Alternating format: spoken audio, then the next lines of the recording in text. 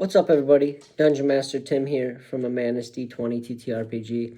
I'm just swinging in today to talk about just some tips, some Dungeon Master tips for new Dungeon Masters, people looking to get into the game, somebody who wants to, kind of, even if you want to just elevate from the player status to a Dungeon Master status. So there's things that can help you out, especially that I saw as somebody who basically on a whim was like, hey, you guys want to play this game after playing Baldur's Gate 3. That's honestly how it started for me, is I got back into it because Baldur's Gate 3.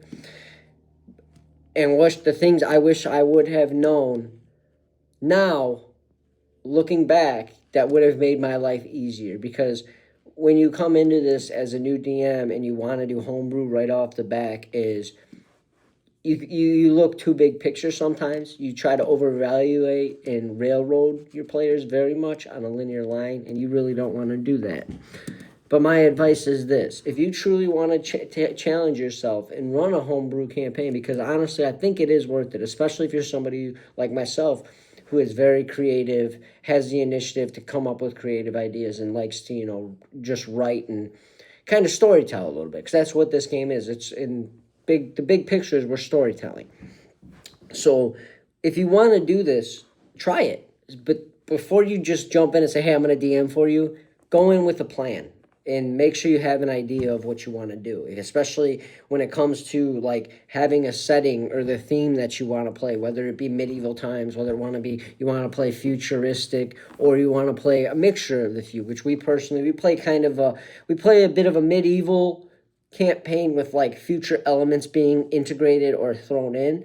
And that's, you work out with your players. You come to the agreement of things, and that's what we've done. Like, we're big medieval, but we have grenades. There's certain things that you could do to alleviate that path. But our scene, in both of our campaigns, for the most part, has been a very political, medieval style, kings, noble houses type ordeal.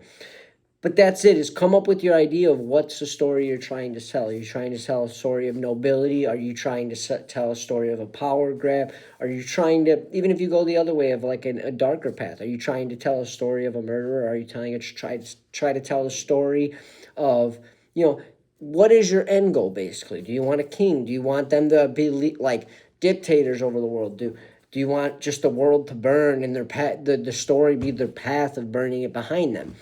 That is what you need to think of before you even start to build your world. You need to figure out what you want in a theme, and theme setting, whatever you want to call it, that you and your players can both get on and agree with.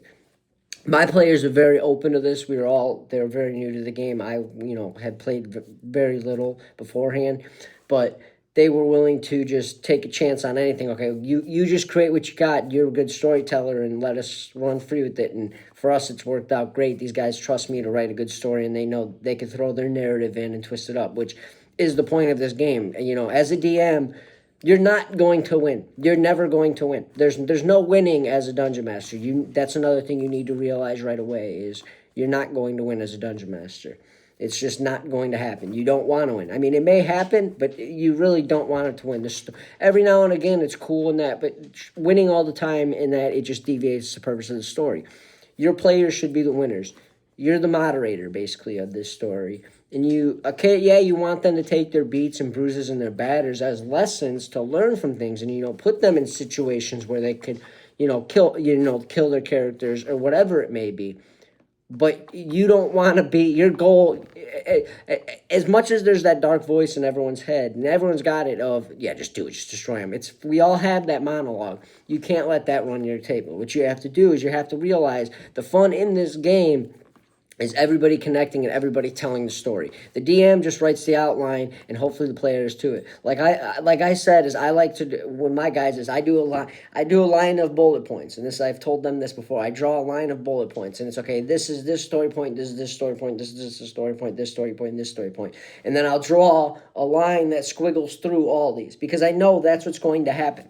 It's never a linear story if you let your players take involved. And in the long run, especially in longer run campaigns, that's where you get your best outcome, is you let your players take their freedom. So make sure you do that.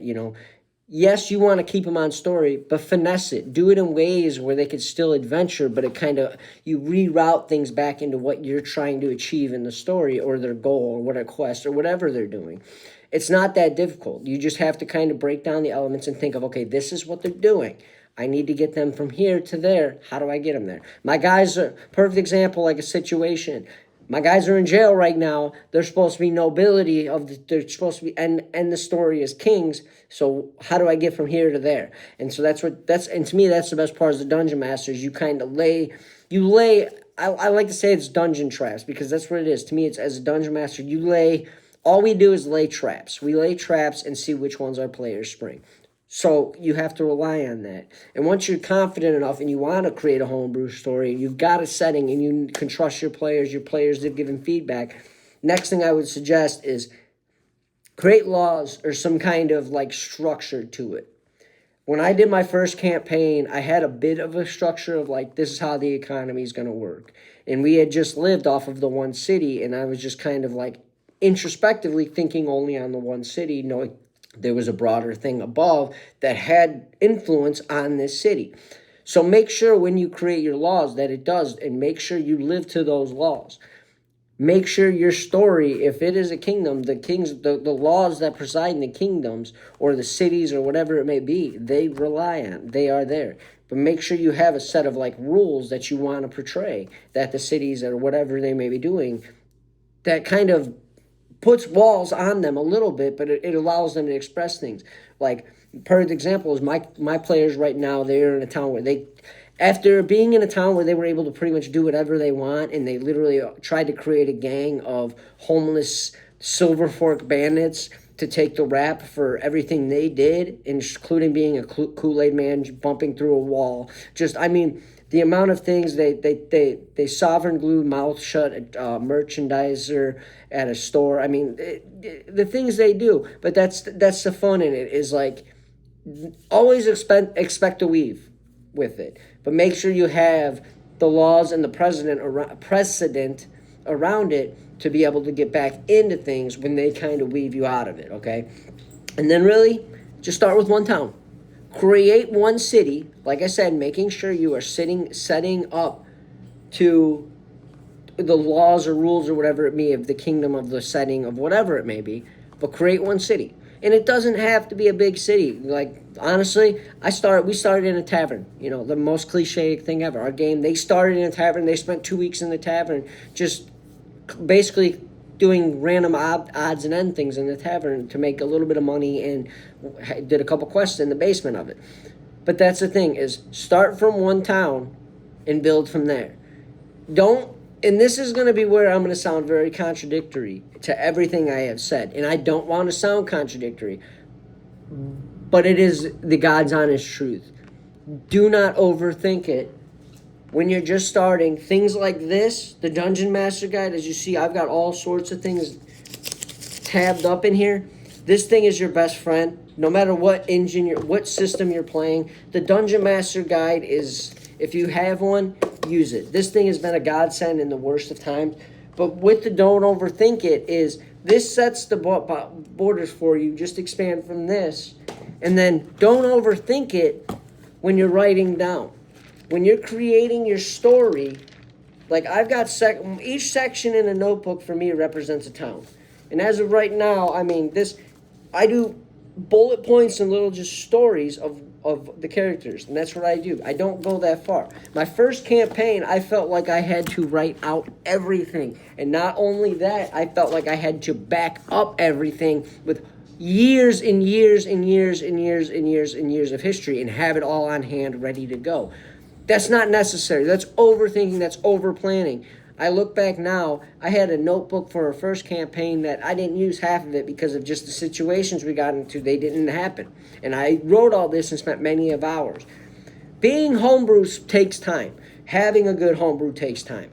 But if you overthink it, you overanalyze everything you do, and in the same sense, you try to do too much. You try to look too far or too far back to create your past, the history of it. Don't do that to yourself in the moment. Play the game. While you're playing the homebrew, things will happen in the game, especially the first few sessions, that will help you really nail down the way your players kind of vibe with the game and with the setting, and it'll help you be able to figure out, okay, so this is what the world's going to be like. Use your players to build your homebrew campaign. Do not try to do it on yourself. You will fail. It is a very stressful thing to do on your thing. Yes, you want to keep the surprise and the spectacle to it, and you can very much do that. But don't be afraid to ask your players for any kind of input, especially when if you're gonna take the chance on a homebrew, because the players' input creates a better game environment at the table. The more you're able to take your creative section of your brain, their creative section of their brain, and mesh them together. And in that, you're able to create dynamic, incredible stories with friends that literally are just fairy tales, but they're fairy tales that you made and have an impact. As crazy as it sounds, running around on a table, I mean, using little miniatures, you see, there's something about this. You feel to it. And as a DM, it's how it is with all the creatures that I use. I've got a couple back here, But that's it, is don't overthink it. And the other thing is when you do it, the greatest thing that can help you is there are roll charts everywhere online. You just have to be willing to look for them. But they're everywhere. You can find roll charts for anything. City names, city places, just about anything.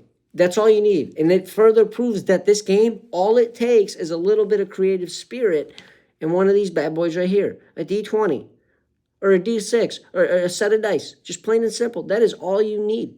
A little bit of creativity and some dice. And that's, if you want to run a homebrew campaign, go for it.